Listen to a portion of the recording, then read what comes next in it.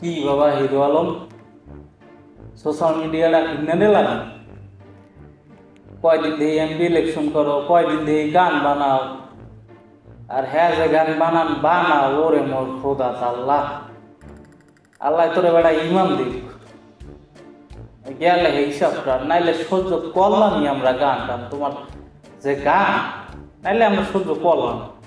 কিন্তু আমি এটা কি শুরু করছো বাবা? তোমার বউর আর একটা প্রেমিক, তুমি কি শুরু করছো? তোমাকে যে তাল বাহানা দেখি কয়েকদিন পর বুড়ো বেড়া লইয়া মনে হয় আইয়া আবার তাল বাহানা শুরু করো।